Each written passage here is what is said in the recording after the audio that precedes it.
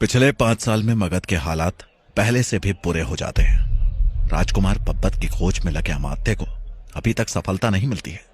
इस वजह से महाराज धनानंद पहले से ज्यादा विक्षिप्त हो जाते हैं और इस कारण जनता पर उनके अत्याचार बढ़ते जा रहे हैं। इधर 5 साल के बाद वापस तक्षशिला लौटकर आए आचार्य चाणक्य और चंद्रगुप्त सबके सामने हैं।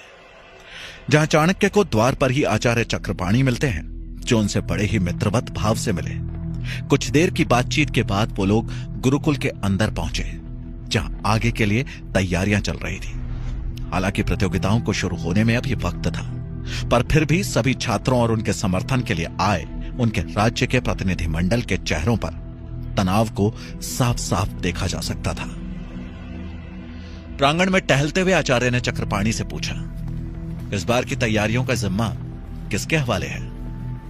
आचार्य चक्रपाणी ने जवाब दिया, 5 साल में बहुत कुछ बदल गया है आचार्य चाणक्य।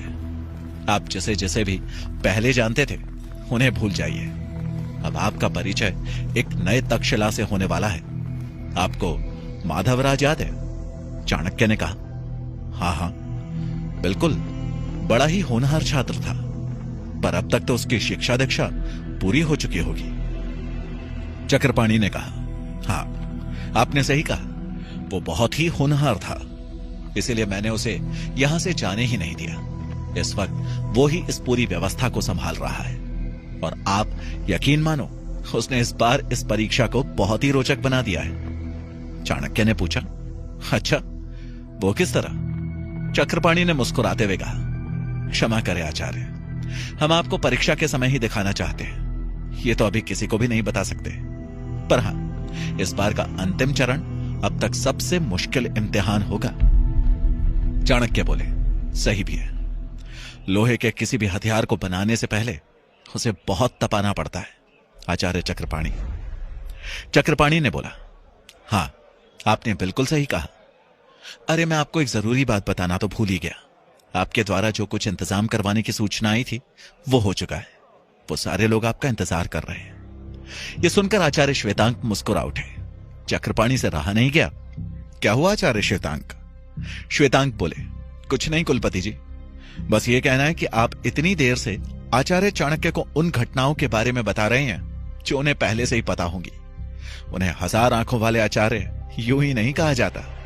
चक्रपाणी के चेहरे से उत्साह उतर गया और पास खड़े लोग मुस्कुरा उठे। फिर कुछ देर की औपचारिकता के बाद आचार्य चाणक्य ने कहा, चलिए तो मैं फिर आपसे जाने की आज्ञा चाहूंगा, पर निश्चिंत रहिए, प्रतियोगिता के शुरू होने से पहले मैं वहां मौजूद हो जाऊंगा। तक्षशिला के गुप्त कमरे में एक दिया अंधेरे से लड़ने की कोशिश कर रहा था जब वहां कुछ लोगों ने प्रवेश किया। सबसे पहले एक आवाज गूंजी, मैं आप सबसे क्षमा चाहता हूं जो परीक्षा की तैयारियों और अन्य कामों में आपको समय नहीं दे पाया।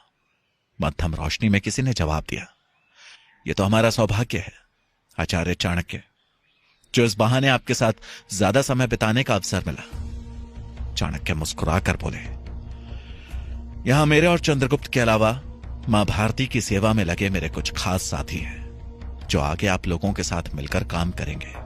तो आप लोग बेझिझक अपना असल काम साझा कर सकते हैं। भारत भूमि को एक करने के हमारे सपने में मगध सबसे बड़ी चुनौती है और आप सभी गुप्तचर मगध के अलग अलग राज्यों में मेरी आंखें हैं। फिर वो चंद्रगुप्त से बोले, ये और ऐसे ही और गुप्तचर तुम्हें आगे एक सम्राट के रूप में प्रबंधित करने होंगे। हजारों गांवों कस्बों में यही तुम्हारा राज्य अच्छे ढंग से चलाने में मदद करेंगे। ये गुप्तचर तक्षशिला के समारोह में पहचान बदल कर आए हुए थे और इस सभा में इन्होंने अपने मुंह पर नकाब पहन रखा था। आचार्य की आज्ञा से पहले एक नवयुवक खड़ा हुआ और बोला, सभा को प्रणाम। मैं अवंती राज्य में आचार्य चाणक्य के निर्देशों का पालन कर रहा हूं। अवंती राज्य से सटे जंगलों में मैंने कई दर्जन बड़े पेड़ों को अंदर से खोखला कर दिया है, जहां हर एक पेड़ में हमारे कुछ सैनिक छुप सकते हैं और सही मौके पर हमारे संयुक्त आक्रमण में मदद कर सकते हैं। चंद्रगुप्त ने पूछा, क्या ऐसे पेड़ सुरक्षित हैं? बुरे मौसम में इनके गिरने का डर नहीं है? अवंती का गुप्तचर बोला, आचार्य ने केवल बड़े और जंगल के घने समूह में लगे पेड़ों को चुनने को कहा था। इन पेड़ों को गुप्त लिपि से चिन्हित भी कर लिया गया है। आचार्य चाणक्य, बहुत अच्छे, ये लिपि तुम्हें अन्य साथियों को भी सिखानी है। वो गुप्तचर बोला, जो आज्ञा आचार्य। फिर कुरु राज्य का गुप्तचर खड़ा हुआ। प्रणाम। कुरु राज्य के सबसे बड़े जमींदार सामदेव अब हमारे साथ हैं। आचार्य श्वेतांग बोले, वो तो मगध के सबसे प्रभावशाली व्यक्तियों में से एक है, उनको तुम कैसे मना पाए? गुप्तचर बोला, मैंने सामदेव जी के साथ कई महीने काम किया और उस दौरान इकलौती पुत्री से प्रेम विवाह भी कर लिया। उनका दामाद बनने के बाद उन्हें समझाना आसान हो गया। आचार्य श्वेतांग चौंक उठे, तो क्या तुमने सामदेव को हमारे खेमे में करने के लिए उनकी पुत्री से प्रेम किया? क्या यह नैतिक है? कुरु के गुप्तचर ने जवाब दिया, क्षमा आचार्य, शायद मेरे प्रेम के पीछे कोई मकसद रहा हो, लेकिन मैं एक पति के रूप में अपनी जिम्मेदारियां निभा रहा हूं। फिर जब करोड़ों लोगों के जीवन की बात हो तो उस पलड़े के दूसरी तरफ मौजूद अधूरे प्रेम में इतना वजन नहीं लगता। सबकी चुप्पी ने इस तर्क को माना। बीच बीच में चंद्रगुप्त की नजरें चाणक्य से मिलती और वो विस्मित होता कि आचार्य ने कहां कहां के बारे में सोच रखा है। फिर अगला गुप्तचर खड़ा हुआ। मैं मगध से सटे अंग राज्य में आचार्य चाणक्य का गुप्तचर हूं। मगध से निकलने में मैंने कई बार आप में से कई लोगों की सीधे या छद्म रूप से मदद की है। कुछ साल पहले अमात्य और धनानंद का पूरा ध्यान अंग पर रहता था, लेकिन इतने सालों में कोई गतिविधि न होने के कारण वो कुछ शांत हुए और हमें नए रास्ते और सुरंगों को बनाने का मौका मिल गया। चाणक्य बोले, क्या तुमने मेरा बताया गया काम किया? वो हिचकते हुए बोला, मैंने कुछ मंत्री बड़े साहूकार चिन्हित कर उन्हें अभियान में शामिल किया है, पर उनका पद और धन मगध के हिसाब से काफी कम है। चाणक्य बोले, चिंता मत करो पुत्र, तुमने अपना काम बखूबी किया है।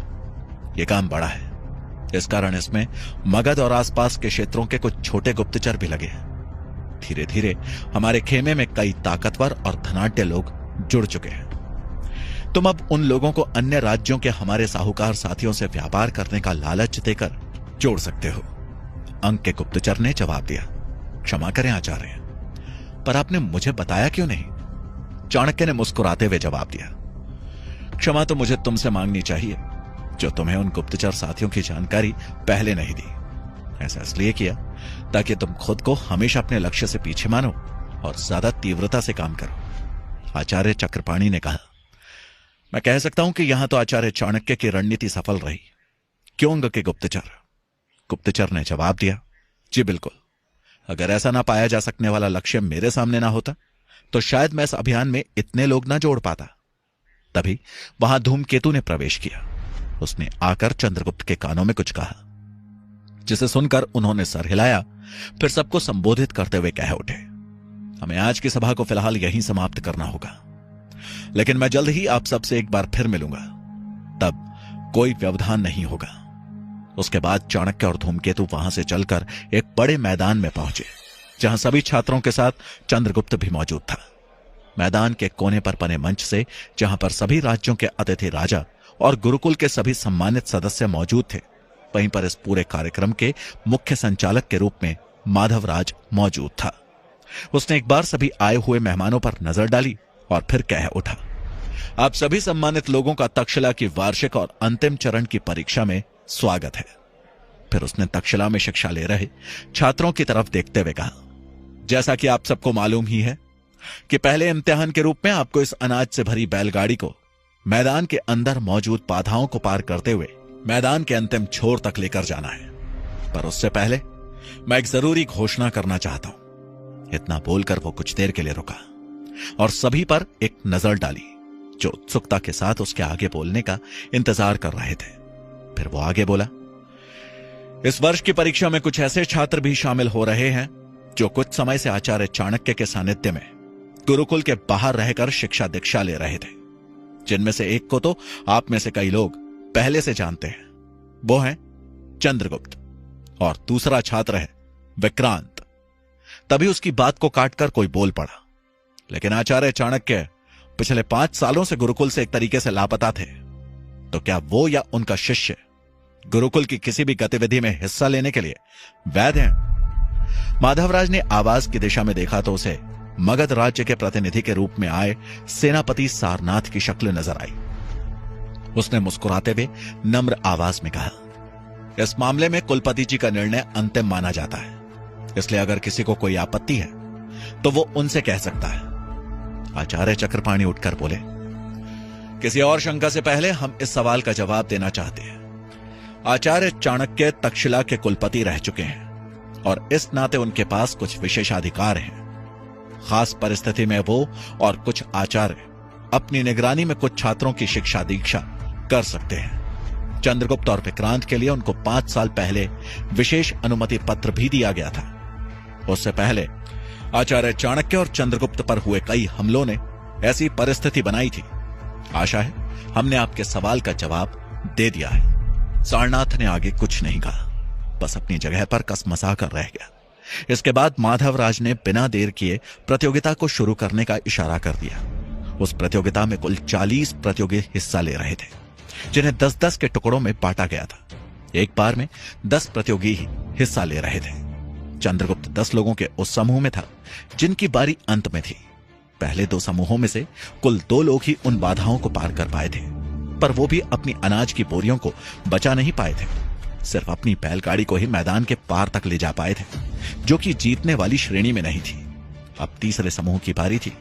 अभी तक किसी को सफल ना होता देखकर चंद्रगुप्त के मन में थोड़ा सा डर बैठने लगा था। तीसरे समूह में से 4 लोग मैदान को पार कर चुके थे, पर उनमें से बस एक ही अपनी बैलगाड़ी को अनाज की बोरियों सहित पहुंचा पाया था। अब बारी थी चौथे समूह यानी कि चंद्रगुप्त के समूह की। चाणक्य सहित सभी की निगाहें उसी पर थी। सारे 10 लोग एक साथ आकर पंक्तिबद्ध होकर खड़े हुए। चंद्रगुप्त ने सामने नजर आ रही पहली बाधा को देखा, जो कि एक दलदल के रूप में थी। उसे पार करना इतना मुश्किल नहीं था जितना उनके अंदर घूम रहे मगरमच्छों से बचना था, जो कि सामान्य आकार से भी बड़े थे। चंद्रगुप्त ने उन्हें शक्ति से नहीं बल्कि युक्ति से हराने का सोचा। उसने अपनी बैलगाड़ी को सबसे अंत में आगे बढ़ाया। इससे जब तक वो दलदल तक पहुंचा, सारे मगरमच्छ बाकी लोगों की तरफ मुड़ चुके थे और वो आसानी से तेजी से चलाता हुआ अपनी गाड़ी को निकाल ले गया। उसके इस प्रयास को लोगों ने काफी पसंद किया। सबने तालियों से उसका हौसला बढ़ाया। फिर वो दूसरी बाधा की तरफ बढ़ा, जो कि आग लगी झोपड़ियों से होकर गुजरना था। इस बाधा की सबसे बड़ी मुश्किल यह थी कि अनाज से भरी बोरियां कुछ इस प्रकार की थीं कि वो आग को तुरंत पकड़ ले। अब चूंकि पिछली बाधा से सबसे पहले वो ही पार हुआ था, इसलिए उसके आगे कोई और नहीं था। उसके सामने आग का बवंडर सा उठा हुआ था। हर तरफ लपटें इधर उधर लहरा रही थी। एक पल को तो उसे लगा कि उसके सामने कोई अग्नि दैत्य है जो उसे समूचा निगल जाना चाहता है। तभी उसे बरसों पहले आचार्य की कही एक बात याद आई। उन्होंने कहा था, कोई भी समस्या बस तभी तक एक बड़ी और भयानक समस्या रहती है जब तक हम उसे ऐसा मानते हैं। ये बात याद आते ही उसके चेहरे पर एक मुस्कान रेंग गई। उसने गहरी सांस ली, अपनी आंखें बंद की और फिर कुछ क्षणों के बाद उसने आंखें खोली।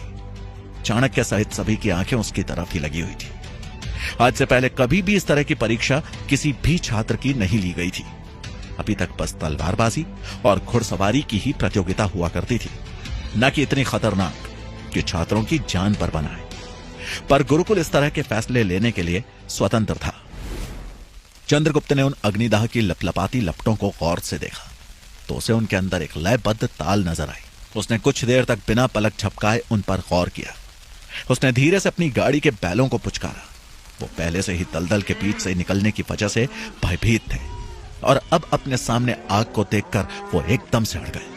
चंद्रगुप्त ने अभी पुचकार ही रहा था कि अचानक बैलों ने आग की तरफ भागना शुरू कर दिया। चंद्रगुप्त के साथ साथ चाणक्य और अन्य लोग भी उनका यह व्यवहार देखकर हैरान रह गए।